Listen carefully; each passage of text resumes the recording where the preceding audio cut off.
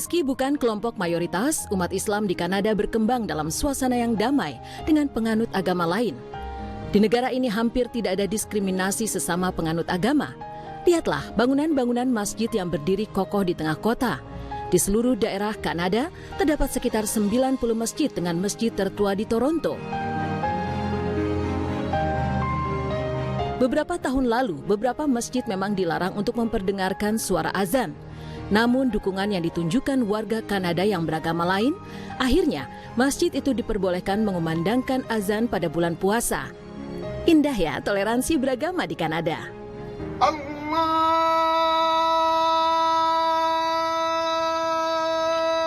Akbar,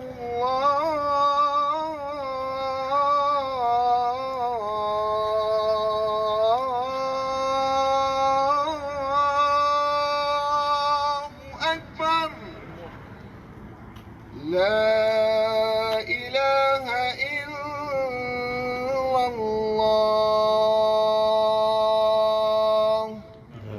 As-salatu wassalamu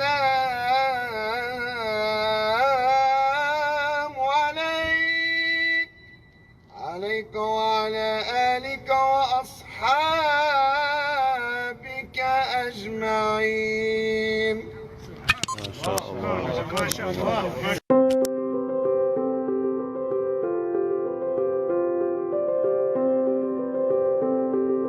Inilah masjid tertua di Kanada, Masjid Al-Rashid, terletak di kota Edmonton.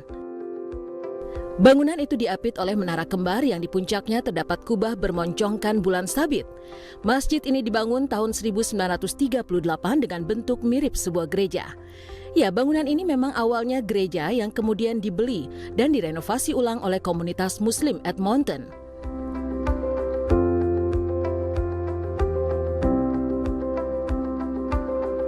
Ada beberapa kisah yang berbeda tentang sejarah berkembangnya Islam di Kanada.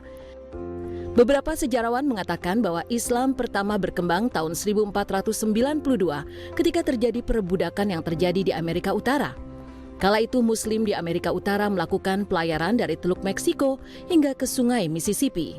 Namun ada juga yang menyebutkan bahwa Muslim Afrika yang dibawa ke kawasan Amerika telah dijadikan budak. Pendapat lain mengatakan Islam pertama kali dibawa oleh dua orang Skotlandia bernama Agnes dan James Love.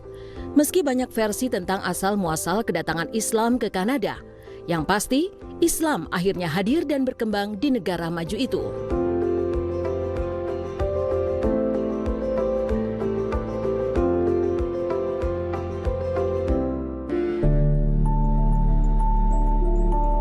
Sayangnya, keberadaan Islam yang berkembang dengan damai di Kanada tidak membuat agama itu diterima sepenuhnya oleh masyarakat. Islamofobia atau ketakutan pada Islam membuat agama Islam menjadi sasaran penyerangan. 6 Juni 2021, 4 orang dari sebuah keluarga Muslim ditabrak truk di Ontario, Kanada. Keempat orang tersebut meninggal di tempat kejadian.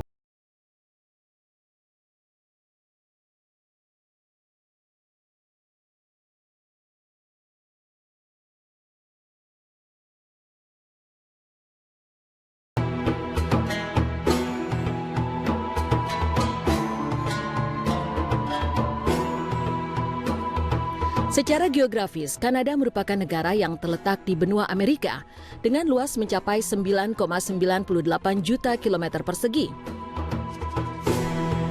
Sejak berdiri pada 1 Juli 1867, negara bernama asli Dominion of Canada itu membuka diri terhadap negara-negara lain.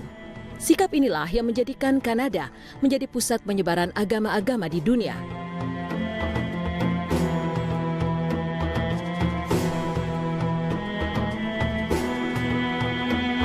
Tercatat beberapa agama 500.000 jiwa.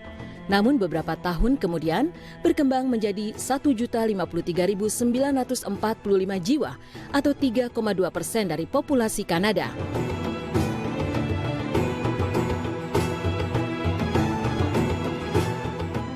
So it was basically minus 30 in Canada when I went to visit my family, and the snow just wouldn't stop. Well, I am in the north side of America. So this is me and my family. We're all going to Jummah prayer. which is very special in Islam. This is the entrance to the masjid.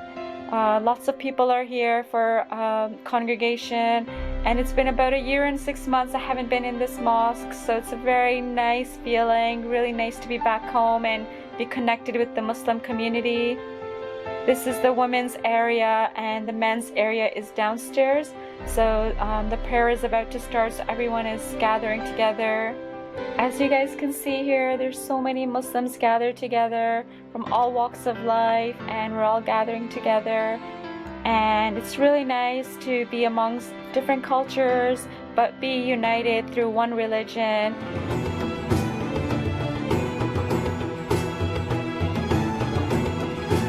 I love Canada because, as you guys can tell, we have a lot of Muslims living here. The community is very accepting, Canada grants us a lot of freedoms, like freedom of religion, speech, and all these things. And I think that's pretty amazing. Islam hanya berada di posisi ketiga setelah agama Kristen dan ateis. Sekali lagi, pesatnya pertumbuhan itu tak lepas dari sikap terbuka pemerintah dan warga Kanada terhadap pendatang dan agama-agama di dunia.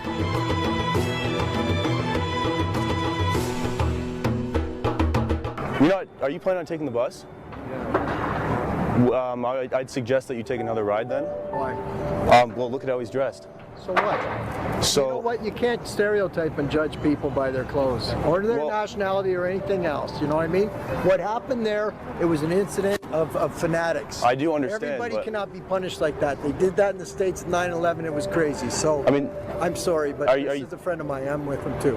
I would I'm not. gonna go home and put a turban on. I want the first person to tell me I can't come down here and wear a turban or a dress. It was awful and tragic. Right. But I don't think that's any reason to persecute someone just because of what they're wearing. Well, he could be armed with explosives. So could I. Yeah, As he a could matter be. of fact, I used to blow things up. Okay. And I'm but- not of any religious sect. I was a fanatic.